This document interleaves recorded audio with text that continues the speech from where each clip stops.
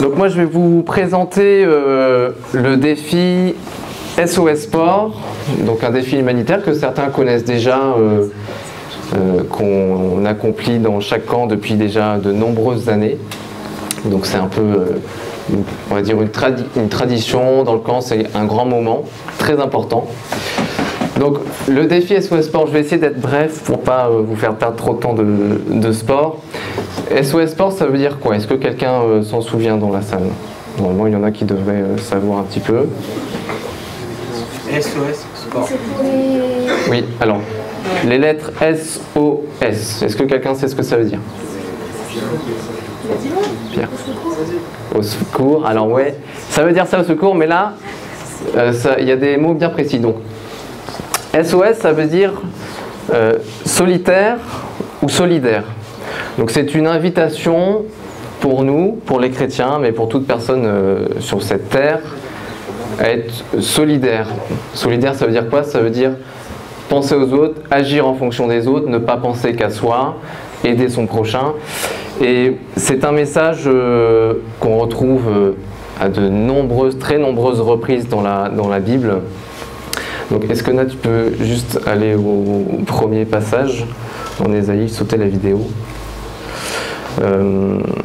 SOS Sport, c'est un défi qui a été créé par Sport et Foi et le CEL. Le CEL, ça veut dire Service d'entraide et de liaison. C'est une association humanitaire chrétienne. Donc, avant le camp, vos parents ou peut-être vous directement, vous avez reçu les informations concernant ce défi. Je ne sais pas si j'aurai le temps de tout expliquer dans les détails pratiques aujourd'hui. Moi, j'aimerais insister sur l'amour, sur ce qui nous pousse à accomplir ce défi. Parce que moi, je trouve que sur mes présentations peut-être des années précédentes, je n'ai pas insisté sur ça. Et ce qui nous motive avant tout, nous au camp, les animateurs, en tout cas, c'est l'amour de Dieu, c'est l'amour de Jésus. Et cet amour nous invite à agir pour notre prochain. Donc dans la Bible, vous n'allez pas bien voir à cause du soleil, mais je vais lire à voix haute. Donc dans le livre d'Ésaïe, c'est dans l'Ancien Testament. Dieu dit: détache les chaînes de la méchanceté, dénoue les liens du joug, renvoie libre les opprimés et que l'on rompe toute espèce d'esclavage. Partage ton pain avec celui qui a faim et amène à la maison les pauvres sans abri. Si tu vois un homme nu, couvre-le et ne te détourne pas de celui qui est ton semblable. Alors ta lumière poindra comme l'aurore, et un peu plus loin il est marqué, et la gloire de l'Éternel sera ton arrière-garde. Donc, pour faire simple dans ce passage, dans Ésaïe, on nous dit que aider son prochain, et particulièrement celui qui est dans le besoin, donc dans notre société, c'est les personnes qui sont, on va dire, en précarité sociale, en précarité financière, en précarité alimentaire. Aujourd'hui, je ne sais pas si vous vous rendez compte à peu près, mais il y a plusieurs centaines de millions de personnes qui sont dans ces situations-là. Donc nous en France, et je pense pour la plupart d'entre nous, on est bénis de ce point de vue-là, c'est-à-dire qu'on ne manque de rien.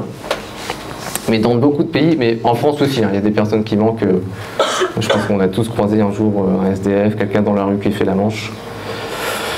Mais il y a des pays qui sont particulièrement touchés par ça, et notamment par la précarité alimentaire, notamment en Afrique.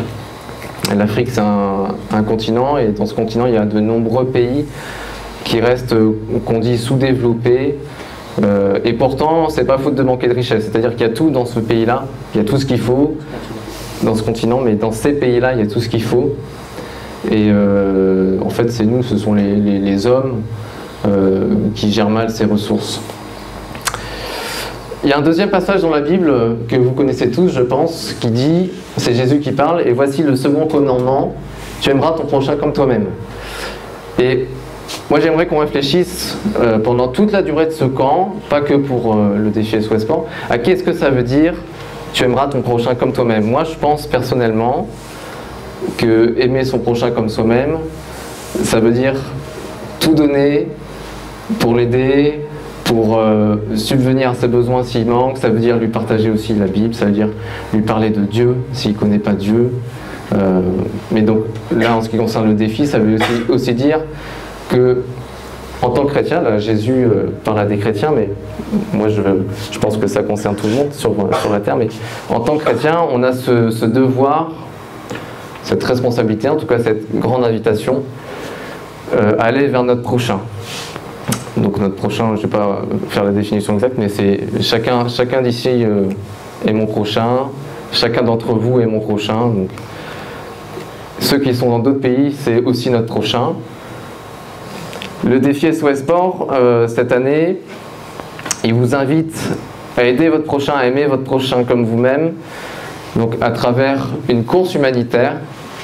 On vous dira plus tard la date, je ne l'ai plus en tête, mais une course humanitaire donc, qui va durer 20 minutes et durant laquelle il faudra tout donner pour faire le maximum de tours. Le but de ce défi, c'était que vous soyez sponsorisé par tour que vous arriverez à accomplir. Par exemple, si je trouve 10 € de sponsor et que j'arrive à courir 10 tours en 20 minutes, j'ai récolté 100 €. Donc ça peut aller très très vite. Si tout le monde joue le jeu et va vers ses amis, va vers sa famille, son entourage, son club, ses proches, on peut facilement trouver des sponsors, même si chacun donne qu'1 € par tour. Ça peut monter très très vite. Les années précédentes, on a... j'ai pas la somme globale de tout ce qu'on a récolté depuis que le défi SOS Sport existe, mais c'est des milliers d'euros. Des milliers, des dizaines de milliers même, Jean-Pierre précise. Donc ce défi-là peut vous permettre d'avoir un réel impact dans la vie de personnes qui ont besoin d'aide. D'accord ? Et moi j'insiste sur cette motivation qu'est l'amour, parce que comme Yael l'a rappelé tout à l'heure, si c'est pas motivé par l'amour, bah, ça peut être motivé par la recherche de performance, parfois par la compétition, mais on va toujours moins loin quand c'est motivé par la compétition, par le défi, que par l'amour. L'amour, c'est quelque chose qui transporte, c'est quelque chose qui nous amène à nous dépasser pour quelqu'un d'autre. Donc, pendant tout ce camp, moi je vous invite à réfléchir à ça, aimer son prochain comme soi-même.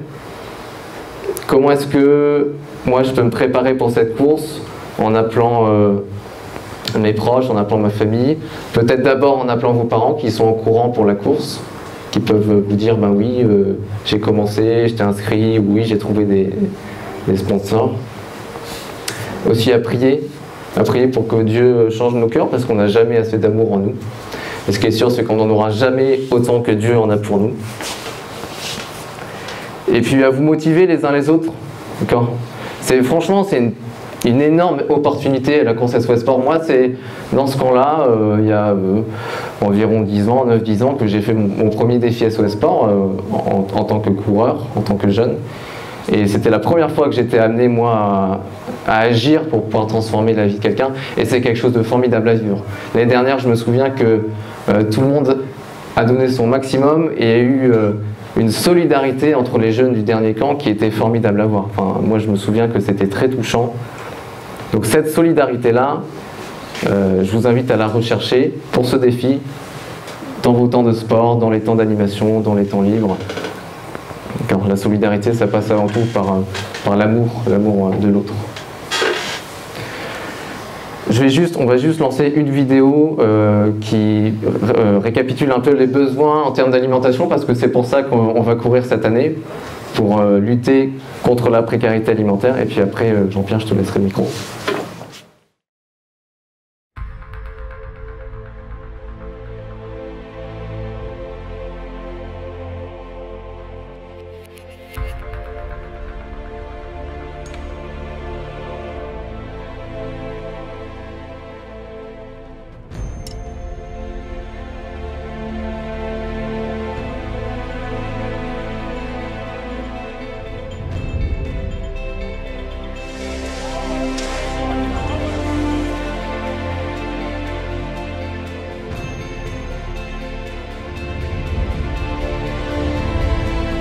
amma katanta ijoolleen harkatti gaggabde amma rakkina guddaan qaba har'aan tanaa jechuudha.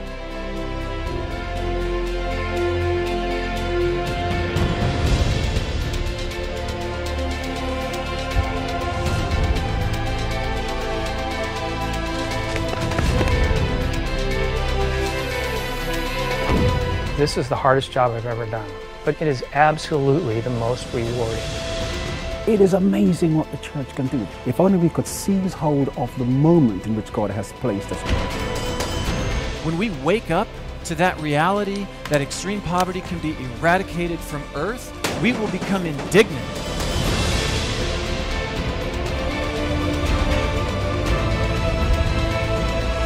And those of us who are followers of Christ, we simply don't have the option when it comes to the poor of doing nothing. God is going to use us to change the course of history.